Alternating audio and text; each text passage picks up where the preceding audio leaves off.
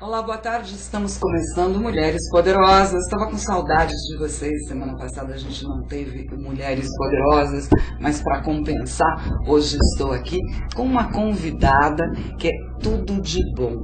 A minha queridíssima amiga Kátia Takeuchi, que é uma terapeuta, psicóloga e hipnoterapeuta com 24 anos de experiência na área e especializações em hipnose médica, hipnose ericksoniana, terapeuta de vidas passadas, florais de Bach e apometria. Kátia, é um prazer enorme, uma delícia ter você aqui de novo com a gente. Prazer é todo meu de estar aqui novamente. Foi muito agradável da última vez e espero que hoje também seja. Será? Tenho certeza. Deixa eu cumprimentar os nossos internautas aqui do chat. Quem está aqui com a gente? Deixa eu ver. A Tássia Zikzira, o Alexandre de São Paulo. Quem mais? Luísa e o Paulistano. Também Solerique e uma das pessoas aí que está com o número sem nick. Então, bem-vindos. Uma delícia ter vocês por aqui. Interajam, perguntem e explorem o que puderem a Kátia, porque ela é uma pessoa muito especial, uma especialista, estudiosa na área em que atua. Kátia, eu dei a abertura aí falando sobre algumas terapias, né? Vamos começar destrinchando, vamos destrinchar todas. Vamos começar falando da hipnoterapia em si, né? Eu vou começar explicando o que é exatamente a hipnose, porque existem muitos mitos em cima da hipnose. Para quem não assistiu ao outro programa, né? A hipnose nada mais é do que um estado de relaxamento.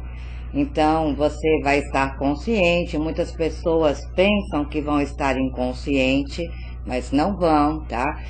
No nível profundo, porque existem 3 níveis de relaxamento, que é o leve, o médio e o profundo. No profundo, as pessoas têm lapsos de memória, não que ela esqueceu tudo, tá? E no transe leve é um estado só de relaxamento, onde você está consciente, sabe tudo o que você está falando, está me ouvindo, tá? Mas é um processo que funciona a nível de subconsciente. Então, é um processo sugestivo, tá? E o subconsciente é extremamente obediente. Então, ele trabalha a seu favor. Agora, esses diferentes níveis, eles são aplicados em que caso, cada um deles? Tá, isso varia muito de pessoa para pessoa. Tem pessoas que entram em transe muito facilmente. Então, tem pessoas que eu conto de 5 até 1 já está num transe profundo. Tá? E tem pessoas que têm mais dificuldade para relaxar, para se concentrar. Então, a indução ao transe tem que ser um pouquinho maior, para que você entre num estado ideal. Tá? A hipnose médica, por exemplo, você pode trabalhar com um transe leve. No caso da regressão, o ideal é pelo menos um transe médio, tá? Para que você possa sugestionar o subconsciente para eliminar determinados comportamentos, fobias, traumas. Esses níveis, Kátia, eles também têm a ver com o nível de trauma que você tem ou só o nível de relaxamento? É o nível de relaxamento, que é o estado alfa da mente, tá? Cientificamente falando.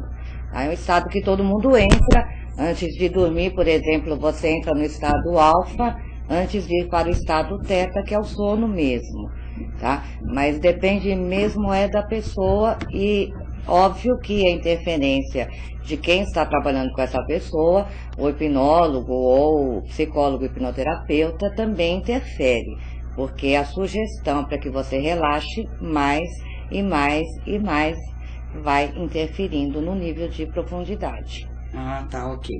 Bom, a gente falou também na hipnose ericksoniana, né? Qual é a diferença básica aí entre a ericksoniana e uma Hipnose médica, por exemplo, médica, né? Ele trabalha mais com metáforas, tá? Então ele usa muito as palavras do paciente para poder realizar o trabalho. Hipnose médica, por exemplo, a sugestão vem toda do profissional, em cima daquele problema que você apresentou. A ericksoniana é mais com metáforas.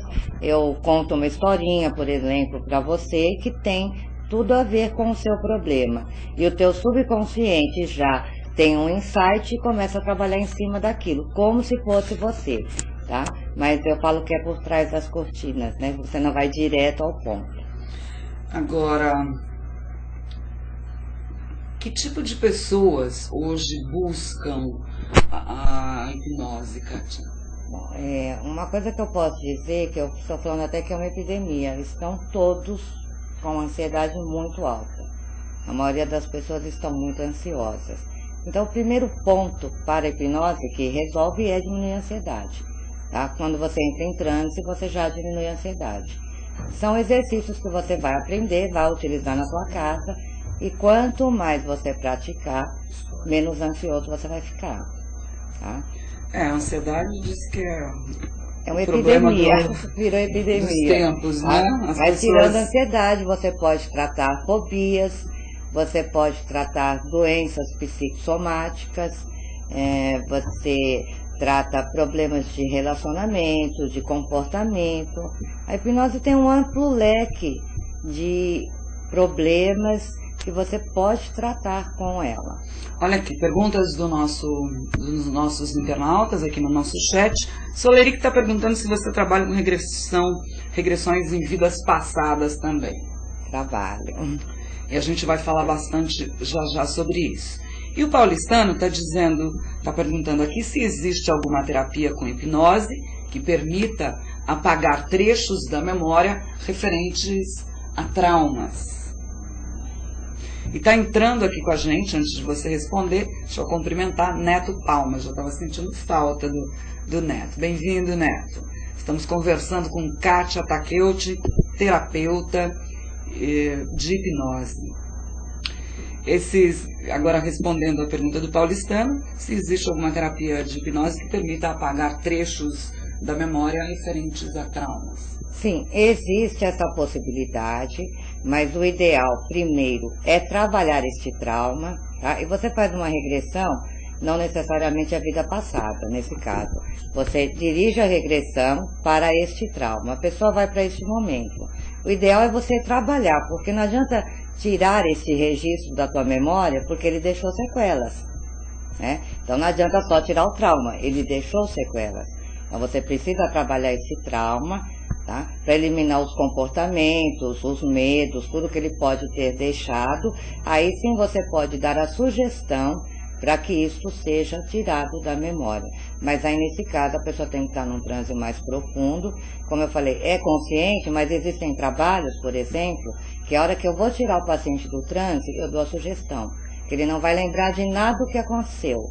E o paciente não lembra. Não que ele estava inconsciente, tá? Mas que foi dada essa sugestão e a pessoa realmente esquece tudo que foi feito durante a regressão. Mas antes de fazer isso, o ideal é trabalhar esses traumas. Vamos ver. O Soleric ainda está dizendo aqui que ele é louco para estudar esse tipo de terapia. E está perguntando ainda que porcentagem de cura existe para isso, Kátia. 100%, se você quiser. Tá? Mas como é que é essa história do se você quiser? É claro que todo mundo quer. Então, nem sempre. Será? Se eu vou em busca de uma ajuda, é porque eu quero. Já parto desse princípio. Ou não? Nem sempre. Porque, não, muitas vezes algumas pessoas chegam levadas por outras também. Levadas por outras, ou você diz aquele negócio. Você fala conscientemente que quer, mas não quer. Mas lá no fundo você não quer. Então, tem pessoas que vivem doentes. Um exemplo. Então, é uma maneira de chamar atenção. Eu estou doente, todo mundo fica em cima, não sei o quê. e sabe que isso é uma doença, né? Aí ela vai em busca de tratamento, mas lá no fundo ela não quer, porque é uma bengala para ela isso. Entendeu? Então os outros falam, faz uma terapia, ela fala, eu realmente preciso me tratar, né? Porque é um modo de chamar atenção, eu sei, mas lá no fundo ela gosta disso. É por esse aspecto, e o seu Lerico está comentando isso aqui, que nem toda pessoa quer ser sanada e ajudada, tem razão. Verdade. Agora, eu queria falar um pouco, antes da gente entrar numa parte bem prática, porque inclusive a Kátia vai passar algumas técnicas aí de relaxamento, algumas curas pra gente, mas eu vou deixar mais pro fim. Primeiro eu queria abranger abordar aqui uma outra terapia, que é a apometria, Kátia. O que é a apometria? Bom, cientificamente falando, a gente sabe que a técnica de indução para estados de desdobramento dos corpos mediadores, em especial etérico, astral e mental, passando isso como ferramenta mesmo, o que a gente pode dizer que é a apometria? Esse termo não é utilizado como uma ciência, né? Mas no fim é tudo a mesma coisa, tá? A apometria, na verdade, não é uma ciência, é um trabalho de cura espiritual. Eu acredito muito, embora não seja espírita, eu sou espiritualista, porque eu acredito muito no espírito.